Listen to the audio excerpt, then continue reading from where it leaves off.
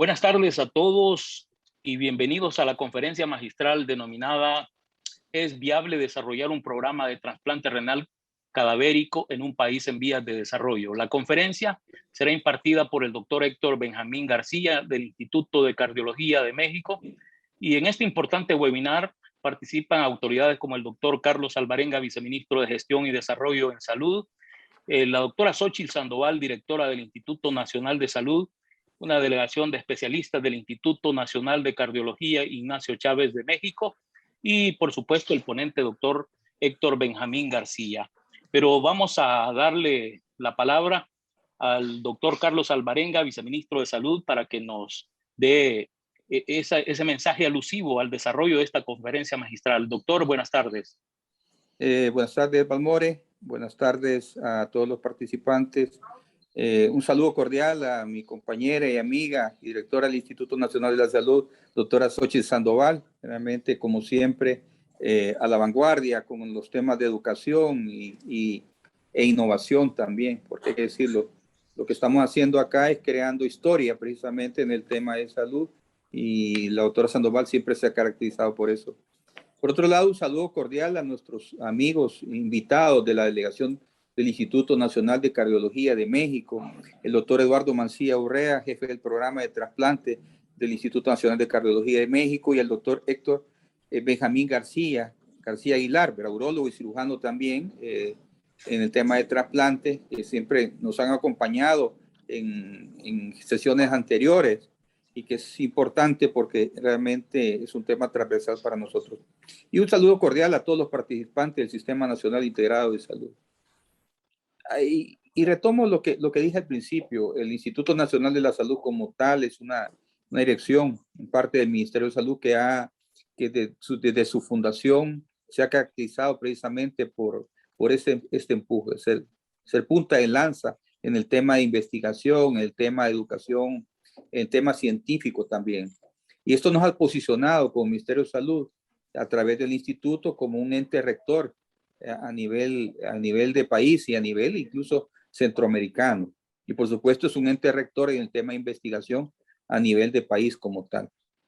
Ha generado una gobernanza y una formación y una capacitación de recursos humanos intensa del sistema integrado de salud y de la vigilancia también a través del laboratorio central de salud pública con sus laboratorios especializados como tal. La pandemia en nuestro país ha sido compleja, igual que en la mayoría de países, pero la pandemia también son oportunidades, y precisamente el instituto ha desarrollado mucho trabajo de forma intensa para fortalecer las competencias del sistema de salud como tal. Diversas estrategias que han aportado verdaderamente al plan de abordaje al COVID como tal. Ha mantenido durante la misma pandemia el tema de investigación como punta de lanza, y las acciones de capacitación virtual principalmente, que es una nueva modalidad que se está cada vez más se está posicionando realmente como una herramienta, como un recurso invaluable dentro de la formación de recursos humanos de nuestras instituciones de salud como tal. Por otro lado, el tema de gobernanza con el tema de los webinarios, impulsados de esa dirección precisamente del INS, con el propósito de mantener la actualización de los conocimientos del personal multidisciplinario, las teleclínicas como proyecto ECO, INS, El Salvador, ¿verdad? Que está desarrollando los diferentes programas. Ya llevamos 5 programas precisamente de este proyecto ECO, infectología pediátrica, ginecobstetricia, enfermería, enfermedades crónicas no transmisibles y el tema nutricional, que tiene alto impacto realmente en las enfermedades crónicas no transmisibles como tal. Es considerar la importancia, porque no solamente nos estamos enfocando en la problemática, sino también en las causas raíces que están generando las enfermedades crónicas.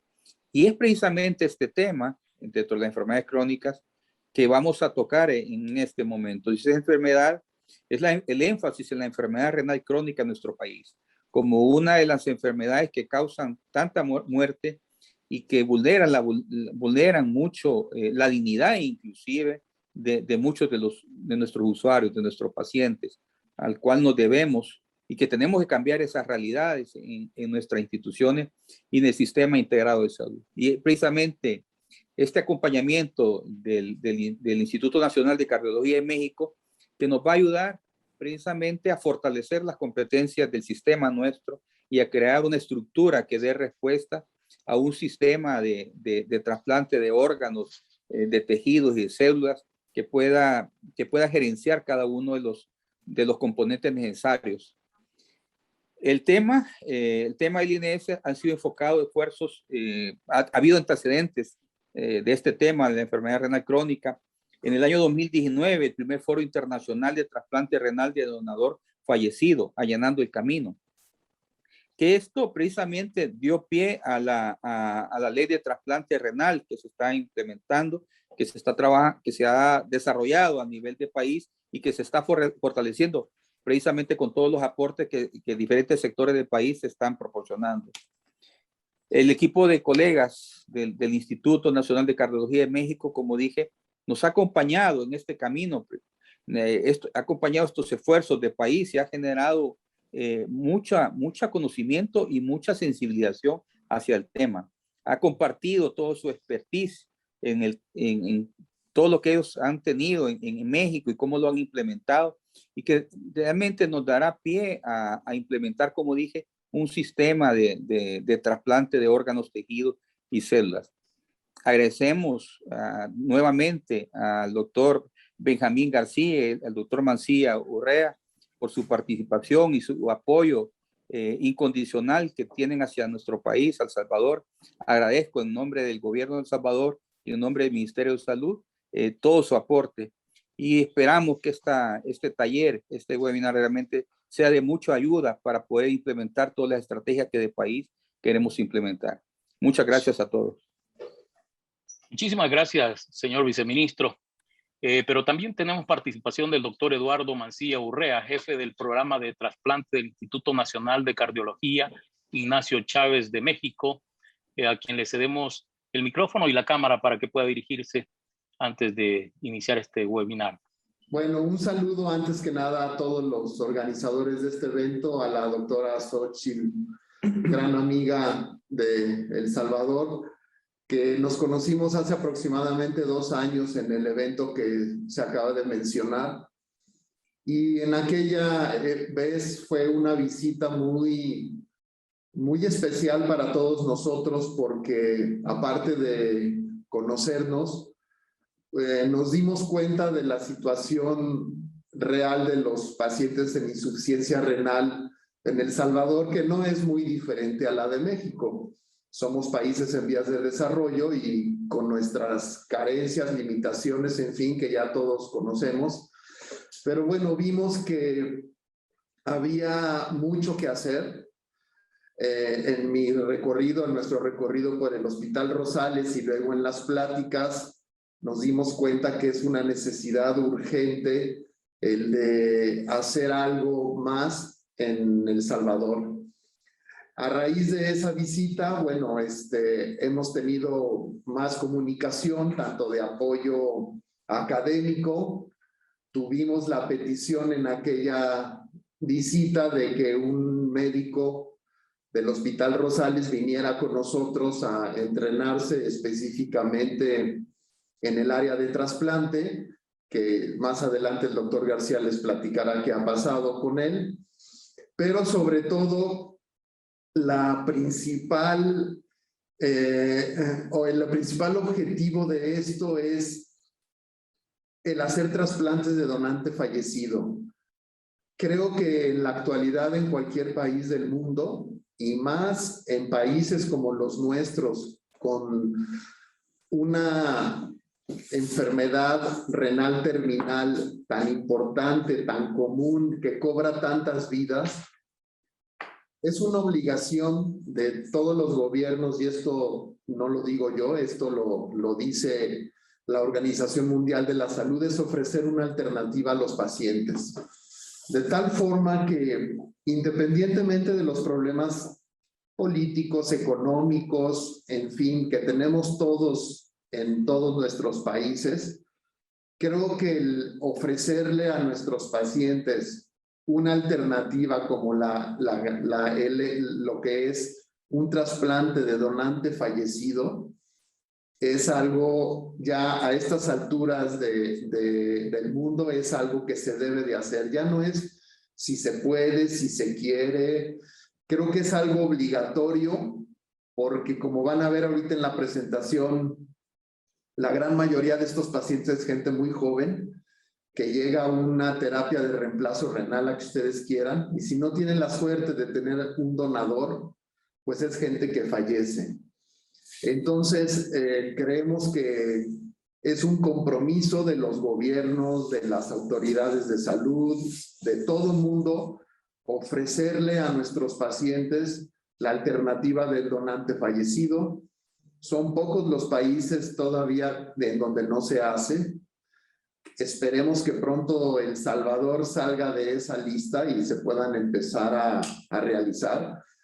En lo personal creo que tienen todo para hacerlo, simplemente es cuestión de ponerse de acuerdo, de querer hacerlo, y se van a dar cuenta cómo el aspecto económico, que generalmente es lo que nos frena, pues no es tanto un factor, puesto que pagar la diálisis y pagar tratamientos de diálisis peritoneal o hemodiálisis es más caro que hacer trasplante. Por eso en prácticamente todos los países del mundo pues se prefiere hacer trasplantes, porque y aparte de que es más barato, pues estamos hablando de reincorporar personas a una vida productiva, bueno, con una calidad y una perspectiva de vida muy diferente a aquellos pacientes que permanecen en alguna terapia de reemplazo renal.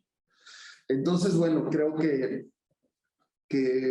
vamos, le cedo la palabra a los siguientes ponentes, y si quieren al final de la plática del doctor García, pues podemos retomar los comentarios, las dudas y pues todo lo que ustedes deseen. Gracias. Muchísimas gracias a usted, doctor Mancilla. Y bueno, para que sea presentado el ponente, dejamos con nosotros a la doctora Xochitl Sandoval, directora del Instituto Nacional de Salud. Doctora, buenas tardes, adelante. Muchas gracias, licenciado Portillo. Buenas tardes a todos. En realidad es un verdadero honor iniciar este nuevo ciclo de conferencias que antecede a una serie de webinarios relacionados con publicaciones e investigaciones realizadas con el apadrinamiento del Instituto o en el Instituto Nacional de Salud en las siguientes 6 semanas. Quisimos hacer una interfaz para poner en la palestra de discusión este tema tan importante.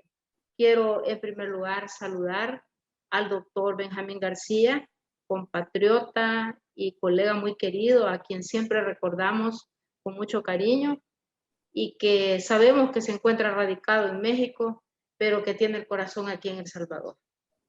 El doctor Carlos Alvarenga, Carlitos Alvarenga, cariñosamente le llamamos así, nuestro compañero y viceministro de Salud, quien siempre está interesado en los temas innovadores y particularmente en el Instituto Nacional de Salud.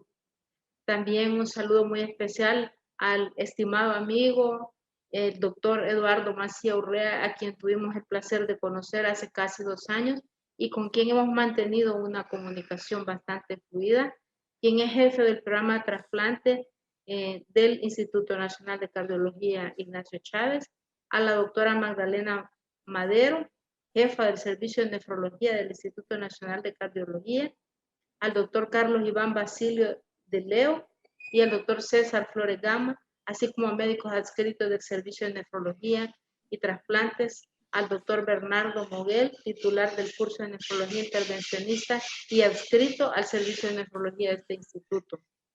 Para esta conferencia nosotros habíamos invitado a alguien del despacho de la primera dama que desgraciadamente enfermó hace 24 horas y no está con nosotros, pero vamos a hacer un esfuerzo por enviar un resumen ejecutivo de lo que discutamos ahora, y además la conferencia queda colgada en la canal YouTube del instituto. Presentar al doctor Benjamín García para mí es siempre un gusto, es un honor, le tenemos un cariño muy especial a todo el equipo de colegas de México y por supuesto de forma muy particular al doctor Benjamín García, quien es un cirujano de base como un especialista a quien conocí en sus tiempos de estudiante, tan dedicado como médico y que ha perfeccionado la técnica desde entonces. Es además urólogo formado en nuestro Hospital Rosales, Nacional Rosales, y además es médico especialista en trasplante renal del Instituto Nacional Ignacio Chávez. El doctor García nos ha acompañado en esfuerzos muy importantes, como ya decía el doctor Alvarenga. La sola discusión y la puesta en escena del foro de trasplante renal cadavérico que se realizó en 2019 dio pie a que a nivel legislativo se discutiera la ley y se aprobara una ley. Hoy el Instituto Nacional de Salud quiere poner en la mesa de discusión nuevamente la ley de trasplante de donador cadavérico, porque pensamos que hay muchas cosas que se pueden mejorar de la propuesta de ley que se ha aprobado. De hecho, hay un documento que fue construido con especialistas que nos están escuchando en este momento, tanto nacionales como internacionales, que tienen diferencias significativas con la ley. De tal modo que escuchar la conferencia de hoy será interesante para poner este punto de discusión. También habíamos invitado a los legisladores de la Comisión de Salud, pero están en sesión en este momento. De modo que también les vamos a mandar la conferencia para que la vean, porque ellos particularmente están interesados en conocer este tema, ya que hemos elaborado un documento en el que hemos encontrado ciertas, digamos, diferencias entre el documento técnico que se elaboró como una propuesta de anteproyecto de ley en este instituto con la colaboración de los especialistas de México y de los nuestros también, y la ley vigente. De modo que con especial cariño, con mucho respeto, les dejo tanto el micrófono como las imágenes al doctor Benjamín García con el tema, que es más una pregunta interesante que tiene respuestas en países como el nuestro de alternativas esperanzadoras para la gente. Lo dejo con todo el micrófono y las cámaras, doctor. Tengan todos muy buenas tardes. El honor para mí esta tarde compartiendo con todos ustedes en mi bello país, El Salvador. Yo creo que me causa mucha emoción y a la vez mucha responsabilidad al momento de empezar esta plática. Le doy gracias personalmente a la doctora Xochitl Sandoval, maestra y amiga, que prácticamente tenemos mucha comunicación desde hace varios años, no diré cuántos para que no nos asustemos, pero que durante todo este tiempo ha servido de mucho apoyo tanto para mí como para las personas de El Salvador que se han acercado a este instituto. Un saludo al doctor Alvarenga y a todos los que están escuchando mi plática en este momento. Como les digo, hablar del trasplante para mí es algo que me apasiona. Le doy gracias al instituto por el apoyo que me ha brindado durante ya 8 años que tengo de estar aquí en México, y en particular al equipo de trasplante que está aquí. No lo ven ahorita, pero están aquí detrás de la cámara, como en cada uno de los procesos de donación que realizamos juntos, siempre respaldando cada actividad. Los residentes que se encuentran aquí también conmigo. Voy a dar paso a la plática.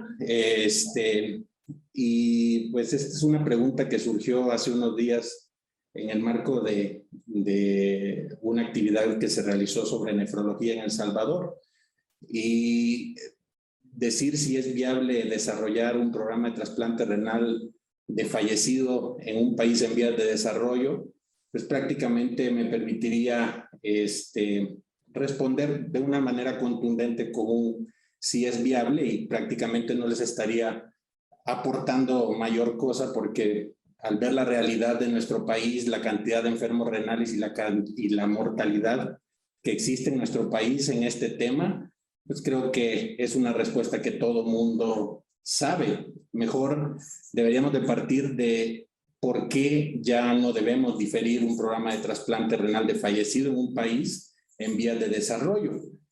Y estos son los puntos que vamos a tratar durante la plática. Decirles que no tengo ningún conflicto de interés al estar participando esta tarde. Y pues hablar de trasplante renal es hablar de una de las principales muestras de amor al prójimo, si lo queremos ver de una forma emocional.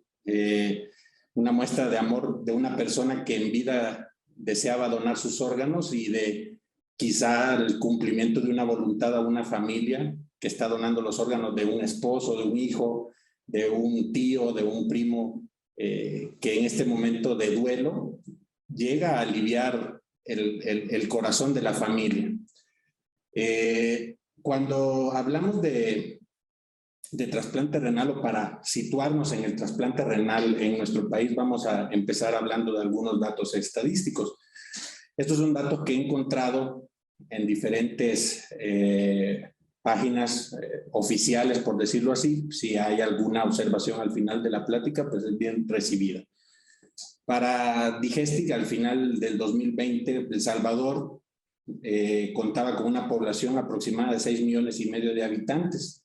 De estos, la mayor parte de la población es del género femenino, con una expectativa de vida relativamente mayor con respecto al hombre.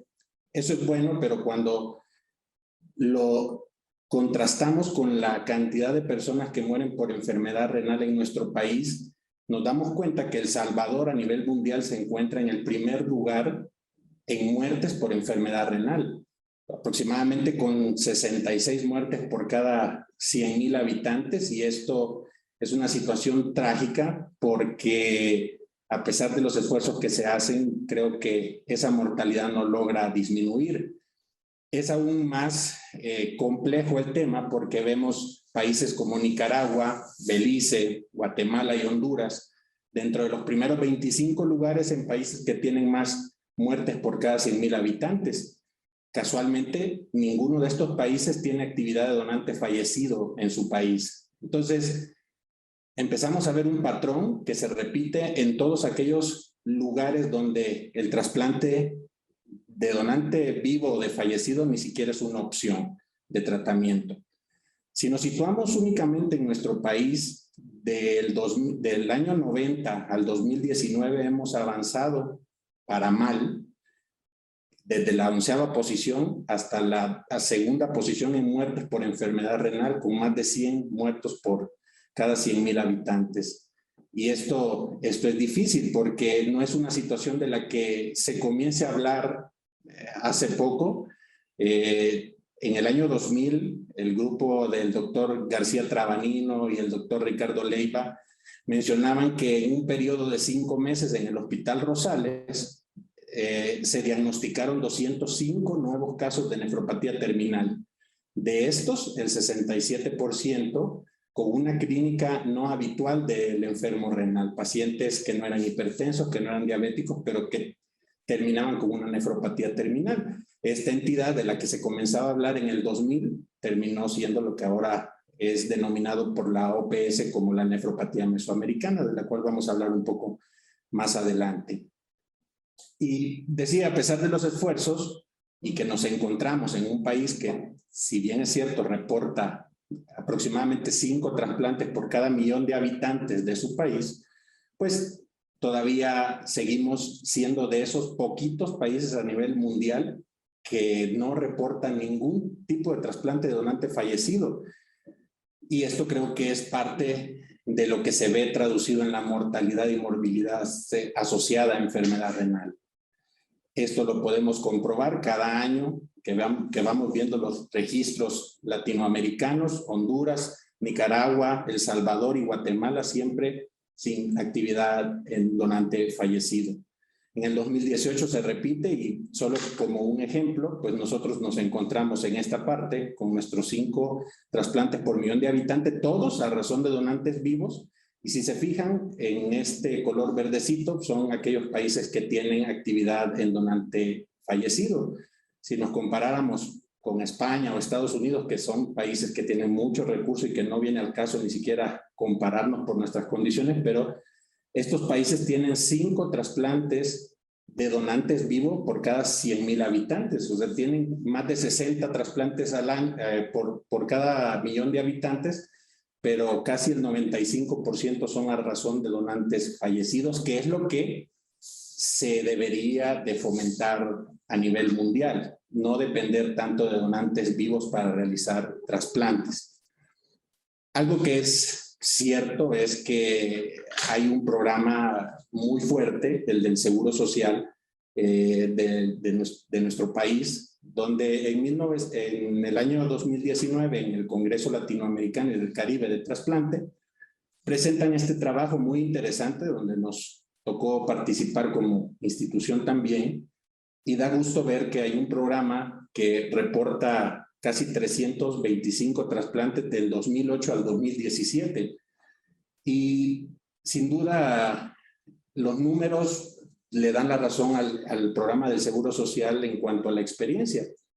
Algo que no se puede dejar pasar de lado y fue tanto motivo de comentarios durante el Congreso, es que de los 324 trasplantes que se reportan en este periodo de tiempo, casi un 80% son a razón de donantes vivos no relacionados.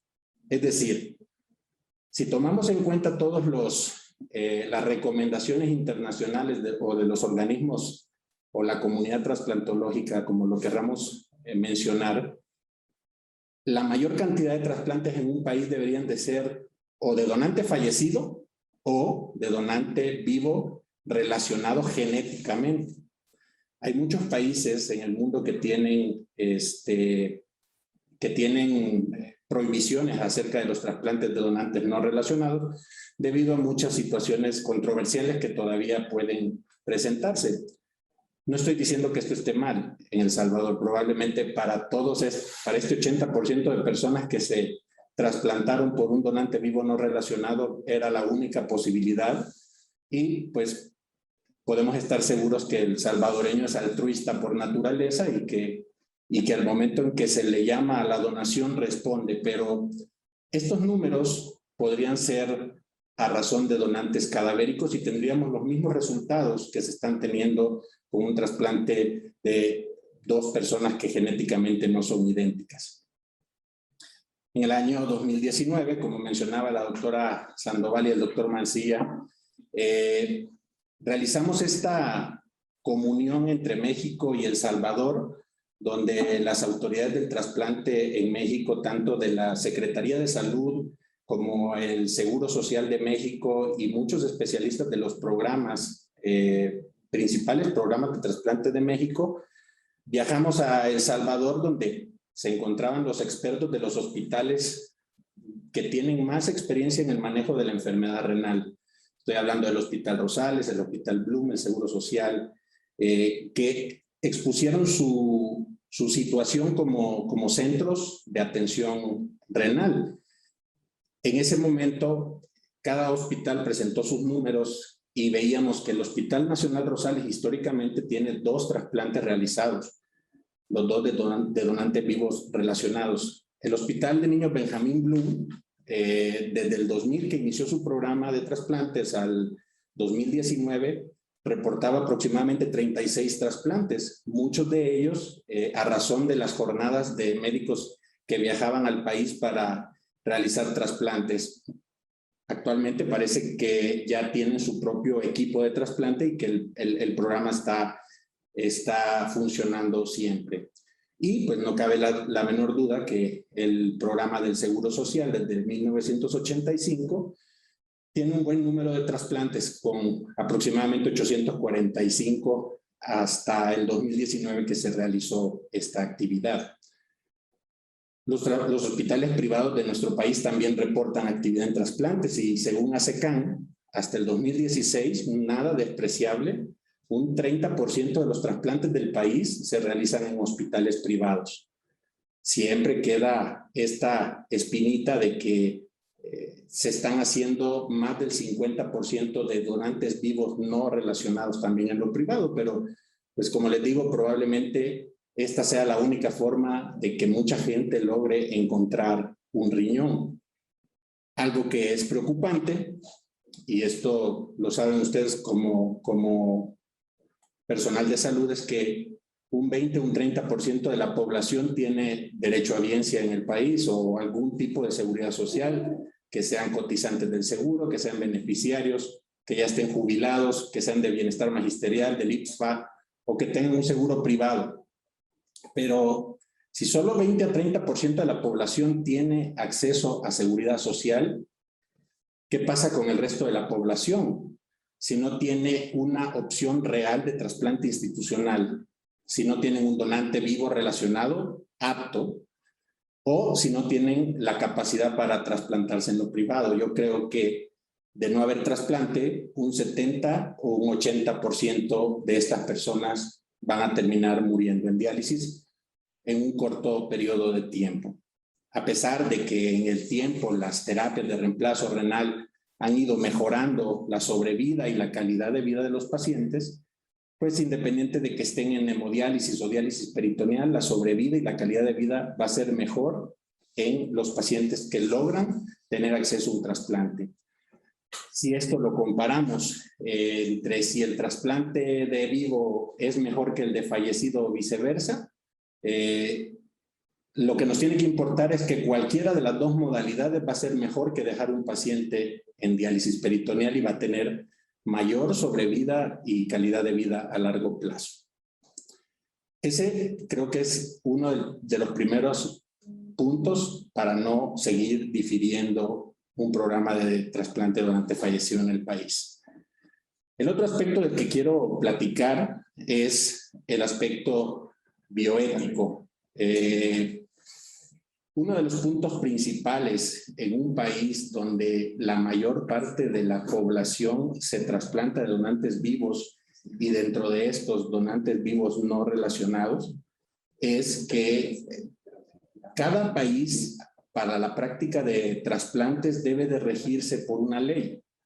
Eso es importante porque en la ley se deben de definir todas aquellas situaciones tanto buenas como malas y evitar aquel tipo de situaciones que generen alguna controversia al momento de la donación. Entonces, cuando nosotros tenemos un país que carece de ley en trasplantes, no estamos exentos de cumplir con todos aquellos principios que declaraciones como de la Organización Mundial de la Salud o la Declaración de Estambul pregonan a nivel mundial. Entonces, quiero que pongamos un poco de atención en este punto porque es importante, ya que muchas veces en El Salvador decimos es que no hay ley y como no hay ley, pues hay muchas cosas que se pueden permitir y eso no es del todo cierto. Si se fijan aquí abajo en esta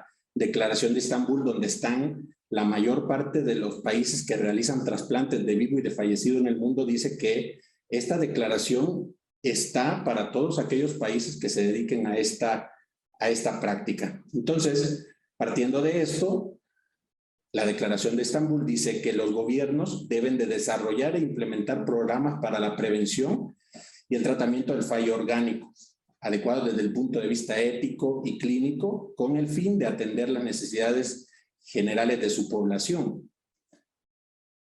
El cuidado óptimo de donantes de órganos y receptores de trasplante debe de ser un objeto principal de las políticas de trasplante.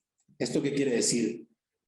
Si vamos a seguir haciendo trasplantes de vivo en nuestro país, debemos de garantizar no solo el cuidado del receptor, sino que a toda aquella persona que se deja con un riñón en el país se le debe de dar seguimiento de por vida, porque esta persona queda en riesgo de llegar a tener falla renal, más con las condiciones en las que podemos llegar a estar expuestos en el país. El tráfico de órganos humanos y la trata de personas con fines de extracción de órganos deben de ser prohibidos y criminalizados.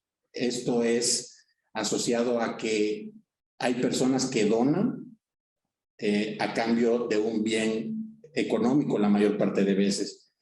Hay personas que le pagan a un donador, al familiar o a la persona encargada de esta persona por una donación y esas cosas no se deben de fomentar.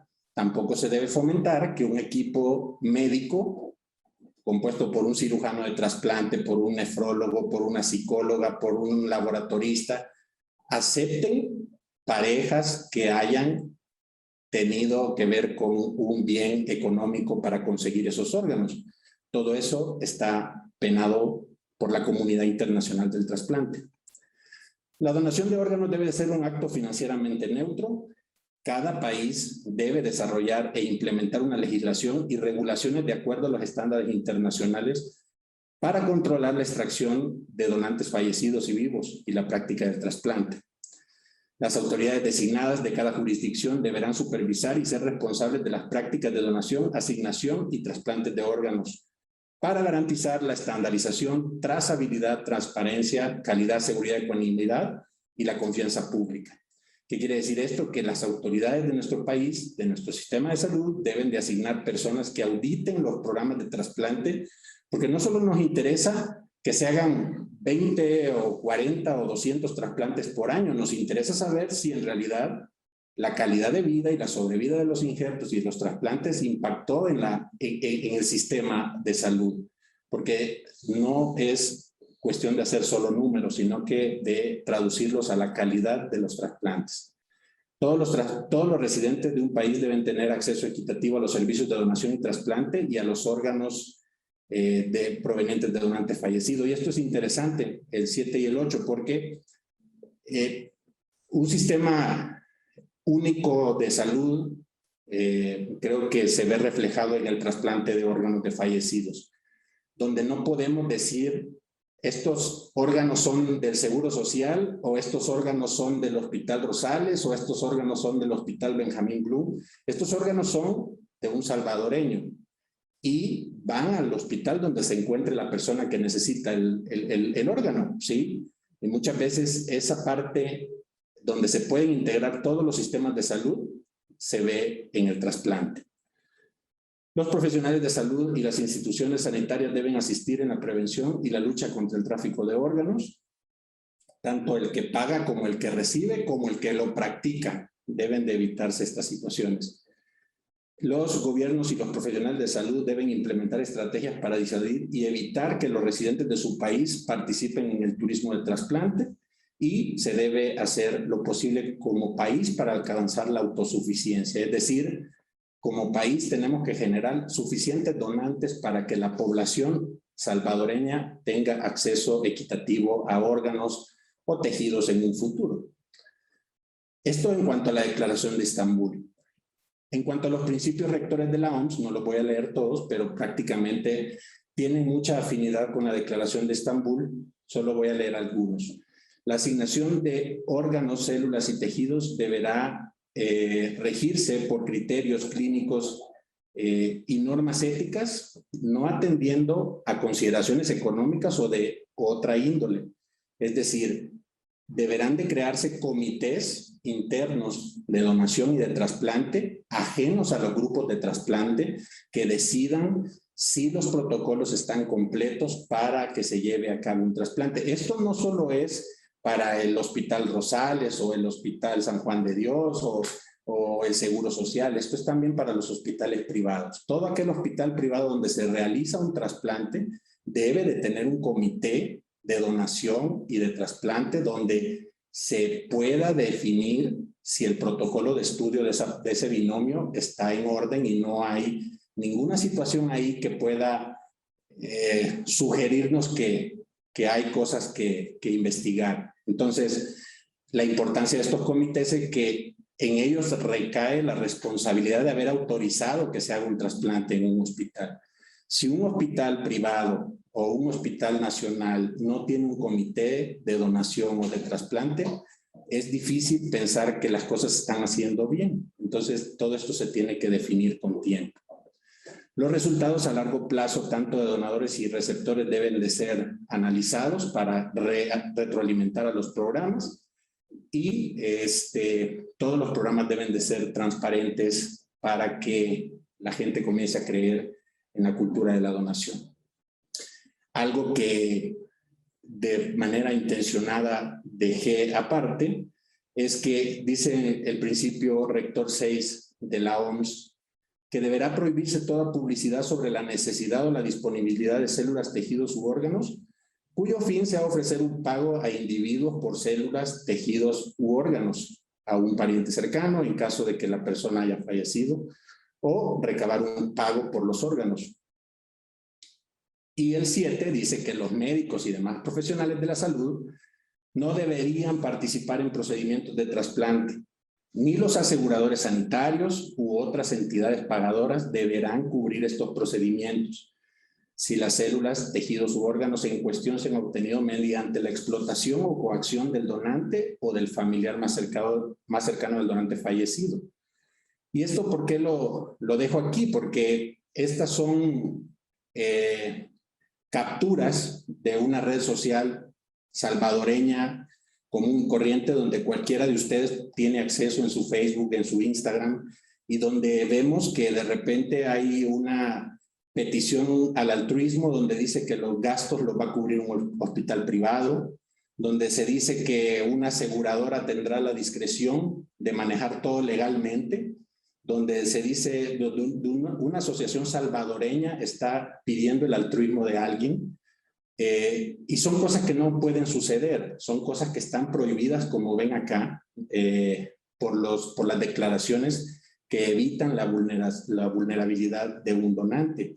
Y es que según la OMS, de un 8 a un 10% de los trasplantes que se realizan en el mundo provienen de órganos captados por el tráfico, ¿sí? Entonces, habitualmente estos anuncios, quien los responde es gente necesitada, es gente pobre, es gente que necesita salir de una urgencia económica en su casa y que no va a responder a uno de estos mensajes porque simplemente quiere donar. Puede que exista un caso excepcional, pero la mayoría de los que atienden a estos anuncios es gente que está dispuesta a darlo por lo que se le pague. Entonces, esto está prohibido porque no se puede permitir. Y si a pesar de eso, los equipos permiten que estos donadores lleguen al día de la nefrectomía o de que se les quite el riñón para trasplante, eso todavía es más grave. Uno de los puntos que complementan el punto de vista bioético es el punto de vista legal. Y ya un poquito me adelantó la doctora Sandoval acerca de esto. ¿Existe o no existe una ley en El Salvador? Y como ya les dije hace un rato, pues que exista o que no exista una ley no quiere decir que podamos hacer las cosas solo porque se nos antojen. Recabando un poco de información, encuentro en el Diario Oficial del 1988, en abril, que ya en la sección 19 se hablaba o se hacía referencia al trasplante de órganos. Este Diario Oficial fue publicado luego en el 2001, pero nunca se hizo una ley. Desde esta fecha hasta el 2014, pues digamos que todo lo que tenía que ver con materia de trasplante se fue manejando según esos criterios. En el 2014, el 30 de septiembre, se vuelve a hacer otra publicación en el Diario Oficial, pero tampoco llegó esta política pública a ser sancionada. En el 2020, según las noticias, pues el Pleno Legislativo aprobó una iniciativa de ley donde se hablaba prácticamente de muchas cosas que ya se había hablado en el 88 y en el 2014. Fue aprobada por todos los miembros del Palacio Legislativo, pero aún queda sin ser sancionada. En el Instituto Nacional de Salud, después de la actividad que tuvimos en el 2019, donde trabajamos en conjunto con los colegas del Salvador, ellos, al terminar nuestra actividad, se quedaron trabajando en una iniciativa de ley que tuvimos el gusto de leerla y sabemos que se hizo por personas altamente capacitadas y especialistas en la materia, pero creo yo, ahí si me corrigen al final de la plática, creo que hasta este día esa propuesta de ley de trasplante no ha sido revisada. Entonces, creo que valdría la pena en un futuro corto revisar esa propuesta de ley, y si sirve para los intereses del país, creo que se hizo por personas de alta capacidad en esta materia. Ahora, toda esta ley, todo esto, este antecedente platicaba de cómo iba a estar conformada, cómo se iba a conformar el Centro Nacional de Trasplante como ente coordinador de toda la actividad referida tanto a donante vivo como de fallecido. Hablaba de los comités, como les mencioné hace un rato, Comité Interno de Donación y Comité Interno de Trasplantes, tanto para hospitales públicos como privados.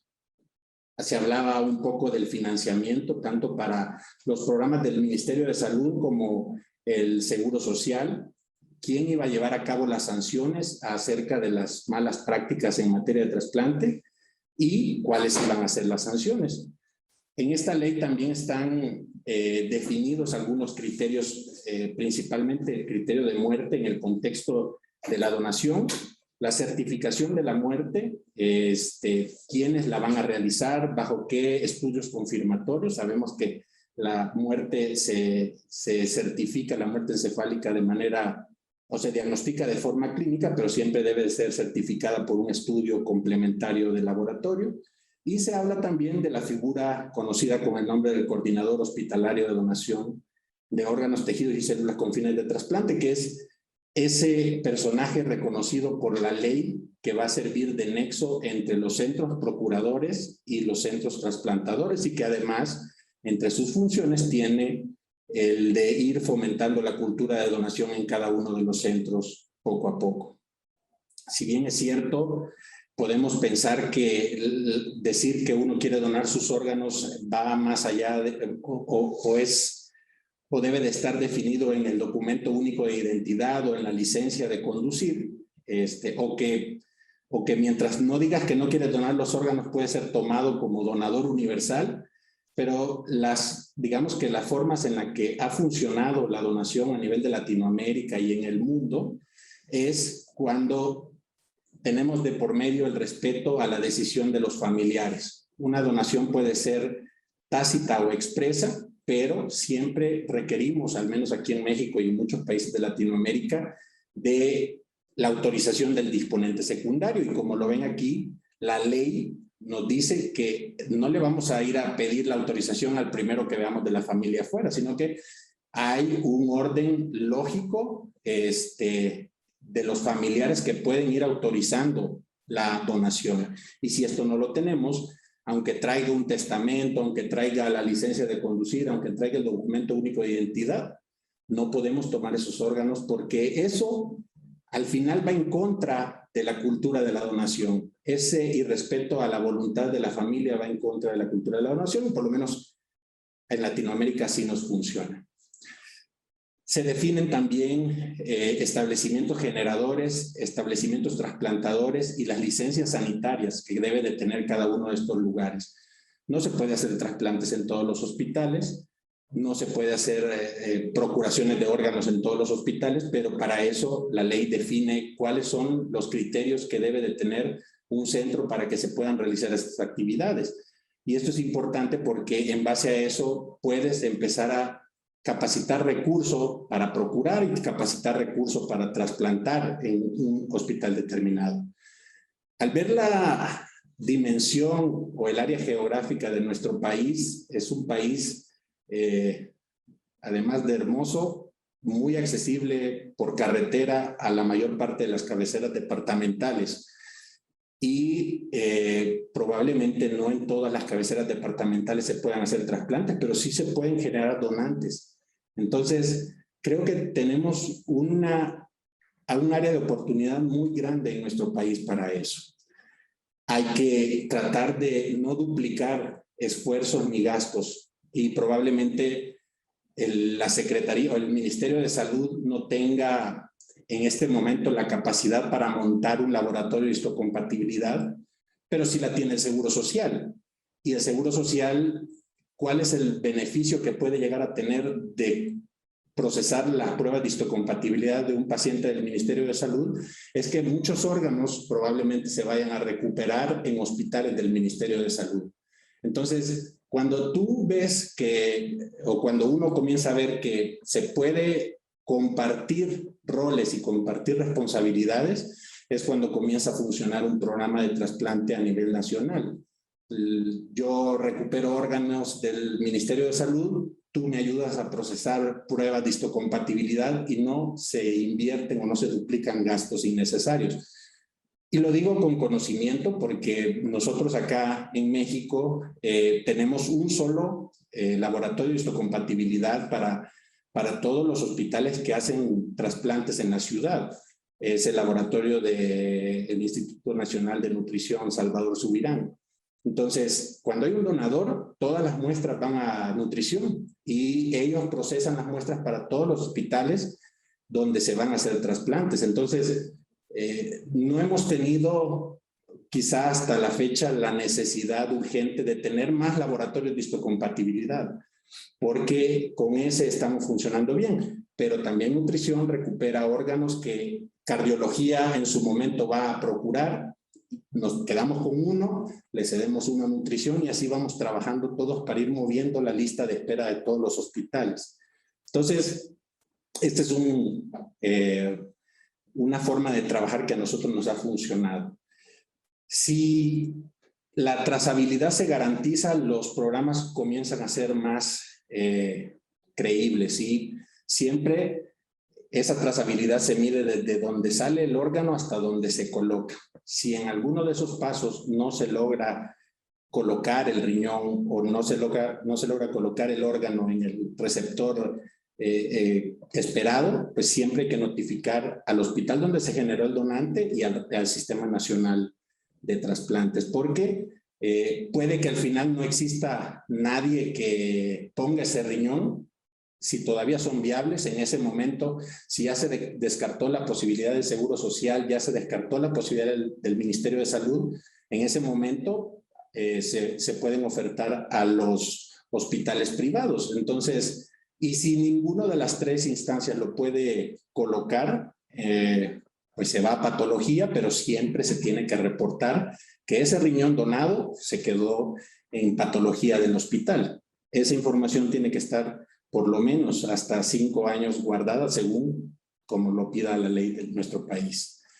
No debemos olvidar que, aunque no existe una ley que condene un acto ilegal, toda acción fuera de los principios bioéticos siempre va a ser inmoral, ¿sí? Y va a ser vigilada por la comunidad internacional del trasplante. Generalmente buscamos donantes ideales o buscamos donantes sanos, jóvenes, que tengan la creatinina debajo de 1.5, que no tengan sobrepeso, que no tengan comorbilidades, porque creemos que le va a ir mejor al receptor.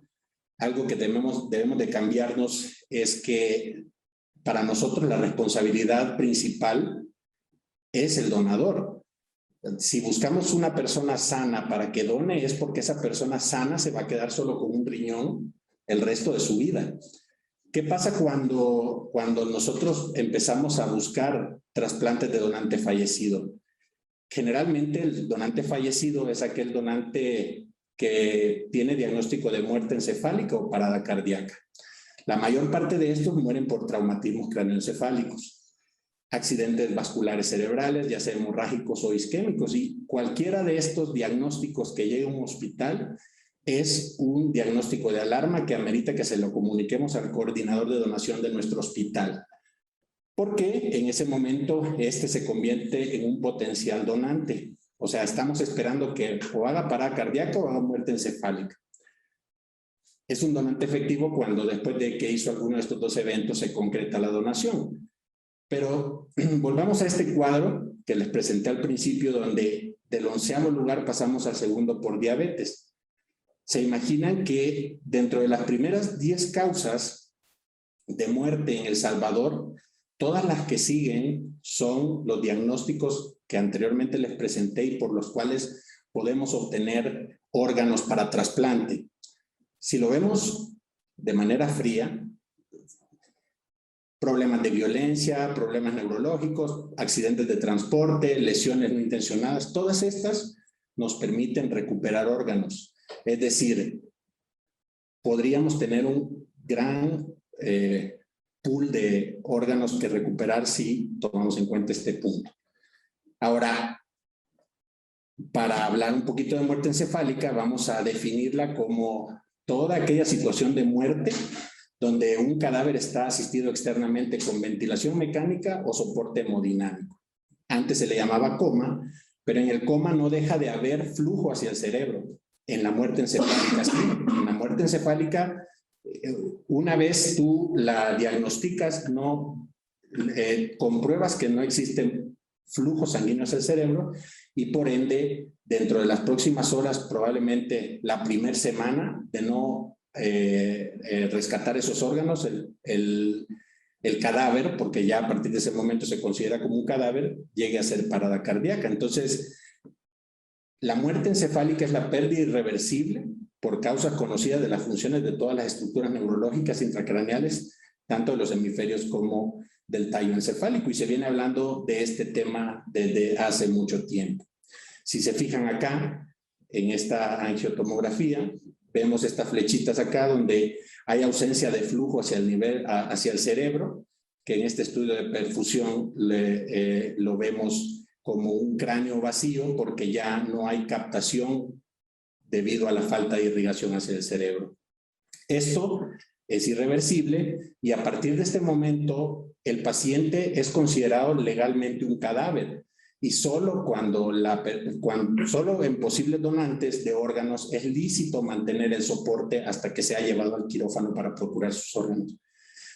Esto es algo que en algún momento cuando yo hacía mi residencia en El Salvador lo vivíamos porque muchas veces se dejaba conectado al ventilador o con el soporte hasta que se hacía la parada cardíaca y probablemente muchos de esos ya hubiesen tenido un diagnóstico confirmado de muerte encefálica y a partir de ese momento la ley, al menos aquí en México, nos dice si la familia quiere donar, manténlo conectado hasta que sea la procuración y si la familia no quiere donar, pues lo puedes desconectar porque probablemente esa cama sirva para alguien más que está en un estado de mejor pronóstico. ¿Y por qué es un proceso irreversible? Porque en los próximos días, quizás la primera semana, todos estos eventos van a ir dándose poco a poco hasta que llegue a una parada cardíaca inminente. Entonces, eso de que una persona pasó 3 meses o 4 meses o 2 años con muerte encefálica, eso no puede ser real. Puede estar en coma todo ese tiempo, pero con muerte encefálica, una semana y todos estos eventos fisiopatológicos van a llegar a desenlazar en la muerte. Por eso la importancia de que también tengamos en las terapias críticas personal capacitado altamente para darle mantenimiento y cuidar estos órganos. Es lo que les decía un poco, ya pensar en que un donador tiene creatinina mayor de 1,5 o menor de ella, da igual porque pueden seguir siendo buenos riñones. Donadores ideales con comorbilidades, sin comorbilidades, añosos, pueden ser buenos donadores también. Y si se fijan, cada vez más la relación de donadores se va invirtiendo. A principios del año 2000 se tomaban muchos donantes jóvenes. Hoy ya para los últimos años cada vez estamos tomando donantes más añosos porque nos damos cuenta de que primero son riñones o son órganos de condiciones aceptables y segundo, ya no nos preocupamos por el seguimiento de por vida de un donador que quedó monorreno, ¿sí? Que si vamos a dedicarnos a hacer trasplantes de vivo, le tenemos que garantizar de por vida ese seguimiento. Si no, mejor ni meterse a hacer trasplantes de donante vivo porque seguro en 1 o 2 años ese que donó va a necesitar que le donen. Otro punto importante de la plática, y creo que tiene mucha relevancia, y es el costo-efectividad en el trasplante. Y lo decía el doctor Mancilla hace un rato. Casi siempre nos han dicho que un programa de trasplante en El Salvador o en la región es un programa muy costoso y que no tenemos los recursos para hacerlo. Pero en la práctica o en la realidad vemos que el éxito del trasplante no es solamente sacar de diálisis a un paciente, sino que El éxito del trasplante va en reubicar a esa persona en la vida productiva, reubicar a esa persona para que vea crecer a sus hijos, reubicar a esa persona para que estudie y termine su carrera. Y dentro de los estudios o dentro de los análisis de costo-efectividad, por cada dólar que se invierte en una persona trasplantada, esa persona le va a retribuir al Estado $2 por cada dólar que se invirtió. Entonces, si a eso le sumamos que esta persona no se va a morir a corto plazo, si está estudiada bien, un protocolo bien, esta persona a la larga le va a retribuir al Estado muchísimo dinero que dejándolo en diálisis. Este es un estudio que se publicó en México, donde se comparan los 3 tipos de terapia, tanto al año, a los 3 y a los 6 años. Vemos aquí diálisis peritoneal, hemodiálisis y el trasplante en color naranja. Si se fijan, el trasplante y la hemodiálisis al primer año es igual de caro. ¿Qué cosas se tomaron en cuenta en este estudio? Pues la entrada al quirófano para el catéter de diálisis peritoneal, o el catéter para hemodiálisis, o la fístula arteriovenosa, todas las complicaciones que se presentaron, los seguimientos, el hierro, la eritropoyetina, todos los estudios de laboratorio, todo eso se incluyó. Entonces, si se fijan, los costos son similares. Una aclaración, este es haciendo trasplante renal de donante vivo. Es decir, tenemos 2 pacientes, un sano, al cual se le realiza un protocolo de estudio muy extenso, al cual se le interna para hacer una nefrectomía laparoscópica o abierta, la que se pueda en el centro, y a la cual se le da seguimiento de por vida haciendo el estudio de laboratorio. Y el trasplante renal con toda su hospitalización, inducción, inmunosupresión y el protocolo. Entonces, por eso es caro. Cuando pasa el 3er año, si se fijan, hemodiálisis casi sigue costando lo mismo, diálisis peritoneal igual, pero el trasplante ya cuesta una 1/3 parte probablemente de lo que costaba el primer año. Si seguimos 3 años más tarde, todavía sigue siendo más barato porque todos aquellos eventos de rechazo, infecciones oportunistas que se dan al principio, estudios que tenemos que darles de seguimiento durante el primer año del trasplante ya no se hacen y esta persona se vuelve más estable inmunológicamente. Entonces, si lo vemos de esta forma, pues obviamente sí tenemos una diferencia desde el punto de vista económico muy evidente. Ahora, si vamos a tomar en cuenta que esta persona tiene una expectativa de vida mucho mayor que un paciente que se quede en diálisis, muchos de los que estaban aquí en el estudio en diálisis o hemodiálisis no llegaron a los 6 años del seguimiento, mientras que el trasplantado sí lo siguió.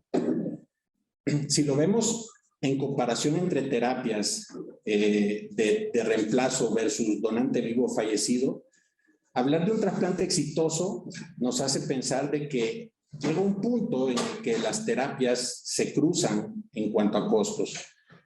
Hablar de diálisis peritoneal, más o menos, este cruce entre costos de terapia se observa por ahí por el mes 22 al 25, y a partir de esos meses, el paciente que queda en diálisis sigue siendo igual de caro hasta que fallece. El paciente que se quede en trasplante renal, independiente que sea de vivo o de fallecido, cuesta menos al Estado. En cuanto a hemodiálisis y trasplantes, sigue la misma tendencia. Prácticamente entre el segundo y el 3er año se repiten estos datos. ¿Qué es lo importante de estas gráficas? Es que poder auditar o poder tener los resultados a largo plazo y a corto plazo de los programas de trasplante nos dará una idea real de si nos encontramos teniendo éxito en nuestro programa de trasplante. Un trasplantado al cual el riñón le dura menos de 26 meses es un paciente trasplantado que le daba igual quedarse en diálisis y es un fracaso desde el punto de vista de costos para el Estado. Entonces, la importancia de ir estudiando todos nuestros programas es ir recuperando la información y mejorando en el tiempo para que esto no suceda. Todo aquel paciente que logre pasar esta brecha de costos es un paciente que al Estado le comienza a costar menos y eso es bueno para un programa. Cuando comparamos entre trasplante renal de donante vivo con el de donante fallecido, si se fijan, estos son costos en dólares, cuesta $9,500 quitar un riñón a una persona viva versus casi $1,000 quitárselo a una persona, a un cadáver. Entonces, si se fijan, todo esto que se ahorraría en procuración de donantes fallecidos es dinero que se podría invertir para ir equipando a los hospitales, hacer más trasplantes, tener mejores inmunosupresores, tener mejores laboratorios de histocompatibilidad, laboratorios de nefropatología, capacitar más recurso humano, porque es la forma en la cual los programas se van autososteniendo en el tiempo. Ya casi para terminar mi plática, quería hablar un poco de esto. Sabemos que, como les dije al principio, la nefropatía mesoamericana es una entidad de la cual se viene hablando desde el año 2000, donde la clínica de los pacientes con nefropatía mesoamericana principalmente es muy ajena digamos que a la fisiopatología habitual. Son pacientes que no son diabéticos, son pacientes que no son hipertensos, son pacientes que están en un buen peso, son pacientes que son muy jóvenes, generalmente están por debajo de los 40 años en la mayoría, son pacientes que trabajan en la caña, agricultores, que están expuestos a condiciones demográficas de contaminación, mucho calor, el estrés por calor, el golpe de calor que le da al riñón que va generando una nefropatía tubulointersticial continua y que al final desencadena en una nefropatía terminal. Entonces, esta situación se repite en una gran parte del territorio nacional y muchos de estos pacientes, el primer día que llegan a la consulta a una unidad de salud, a una clínica parroquial, a un consultorio privado, ese día se les diagnostica nefropatía terminal y ese día, si pudieran tener acceso a trasplante, de una vez probablemente los tendríamos que enlistar. Muchos se quedan en terapia de reemplazo porque no tienen opción del trasplante, pero la mayoría son pacientes jóvenes en edad productiva que podrían ser trasplantados y que por las mismas condiciones de la enfermedad les iría muy bien trasplantados, ya que no son diabéticos, no son hipertensos, son personas que responderían muy bien. La parte triste de esto es que dentro de la misma familia probablemente hay un hermano igual, el papá igual o una tía igual, entonces no tienen un donador apto. Ahora, si nos vamos al otro lado de la página, por decirlo así, estas son las características de un paciente que se presenta con nefropatía mesoamericana. ¿Qué posibilidad existe de que uno de estos llegue a nuestro consultorio diciendo que vio en Facebook un anuncio de que si querías donar un riñón porque hay alguien que lo necesita? Y ese día esta persona llega al consultorio, le hacen exámenes de laboratorios, es una persona sana, sin alteraciones y decides tomarlo como potencial donante vivo ante una situación demográfica que en el contexto de que se va a quedar con un riñón le incrementa la posibilidad de que esta persona termine con una nefropatía terminal.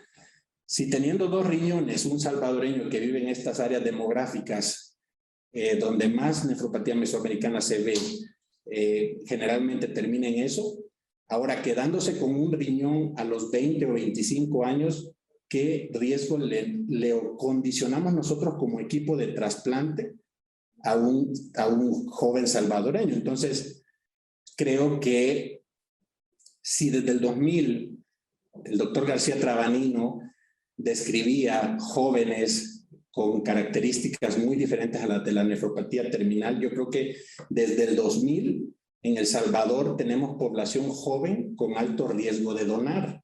Entonces, ese es un filtro que deberíamos de poner en nuestros programas de trasplante, tanto de la Secretaría, del Ministerio de Salud, como del Seguro Social, como los que donan para pacientes que se trasplantan en lo privado, porque Si vemos nosotros anuncios donde se están pidiendo donantes jóvenes, de preferencia entre 18 y 50 años, o de preferencia entre 40 y 50 años, yo creo que ya no podríamos nosotros, si lo hacemos desde la ética, considerar a estas personas como donantes, y esto debería de ser una contraindicación casi absoluta en los programas de trasplante de nuestro país.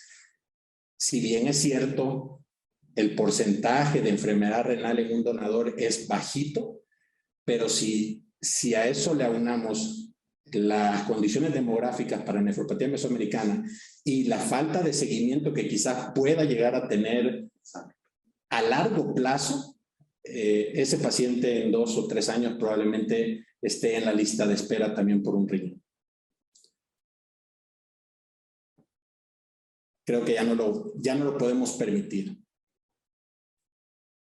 En resumen, ¿qué necesitamos como país? Primero, una ley. Si no hay ley, no podemos empezar a hablar, podemos pasar días enteros, jornadas enteras. Tenemos muchos proyectos acerca de trasplante con la doctora Sandoval, pero creo que ninguno de estos va a llegar a tener efecto si la ley no se aprueba en el país para empezar a hacer las cosas bien en materia de trasplantes.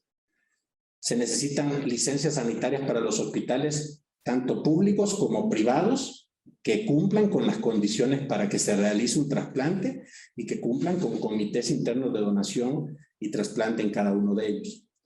Se necesita equipar por lo menos estos lugares donde se van a obtener órganos con herramientas indispensables para confirmación de muerte. Capacitar a coordinadores hospitalarios de donación, hacer los cursos formales de coordinación de donación. A veces hay cursos express de 2 o 3 días que prácticamente no le dan mucha experiencia a las personas, pero sí hay cursos muy formales. España, México tienen cursos formales en esto y que van a impactar en el éxito del programa. Se debe capacitar recurso humano, esto es importantísimo. Si es posible, y esto porque nosotros trabajamos así, gente formada con residencias completas en trasplantes, porque también se tiene otra concepción del proceso. Si el país no puede hacerlo, pues hay que capacitar a la gente que va a procurar y hacer trasplantes, al menos en el acto quirúrgico. Crear laboratorios, laboratorios de patología, la seroteca, asegurar o garantizar la inmunosupresión de por vida a los pacientes que se van a trasplantar, las terapias de inducción, las pruebas para diagnóstico. No se pueden hacer trasplantes en un país donde quizás no podemos monitorizar ni siquiera los niveles de los inmunosupresores en sangre. Creo que eso ya quedó en el pasado. No podemos hacer un trasplante y no medir citomegalovirus, no podemos hacer un trasplante y no medir virus BK, no podemos hacer un trasplante y no medir niveles de tacrolimus, porque la clínica sí ayuda, pero el trasplante es una especialidad de muchos detalles y cada uno de ellos infiere de manera positiva o negativa. Las soluciones de preservación son muy importantes y pues el principal héroe de la historia es el cadáver y la familia del cadáver, que hay que dignificar siempre. Muchas personas creen que se mutila cuando se procuran los órganos, pero eso, conforme se vaya cambiando a la cultura de la donación, nos daremos cuenta que no hay mutilación, ¿sí?